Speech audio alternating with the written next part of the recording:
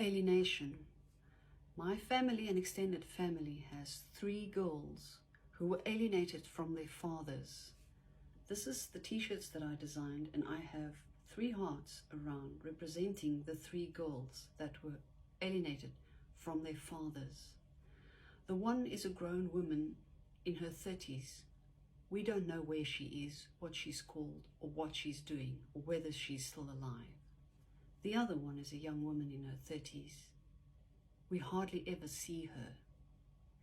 And the other one is a young girl of 7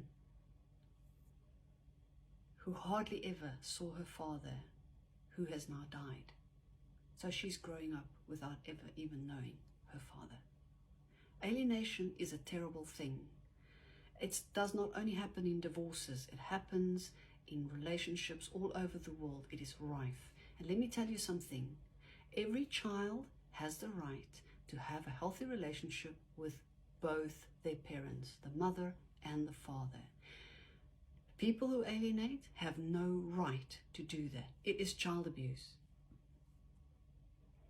But when we're in a situation like that, how can we cultivate resilience around such a heartbreaking situation? How do we cultivate resilience even though we can't see our children or our loved ones?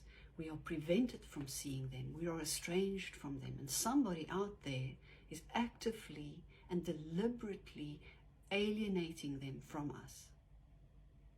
Self-care, you've got to keep yourself together and in a healthy state so that when that child ever reaches out to you, that you are in a good place to connect with that child. So self-care, and also learn about it as much as you can. Education. Make sure you know how it works. Make sure you can see the signs.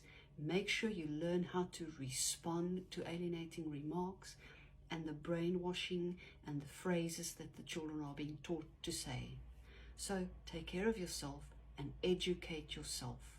And thirdly, you need to just live your life. You cannot come to a full stop. You need to have a full and happy life aside from the alienation, so that you can be ready and prepared. Whenever that alienation is broken, whenever that child comes back into your life, you have something to offer. You have a life. You have people, you have family, you have loved ones that can welcome your child back into your life. So you've got to keep it going. You've got to be resilient. And I know this is very hard. I know it's very painful. And as I'm saying this, I'm realizing it's damn near impossible, but it has to be done.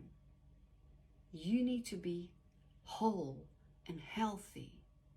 Anything you do that is not healthy, not wholesome, even in the slightest out of the ordinary, is going to play right into all those false accusations that are made against you in an effort to alienate you.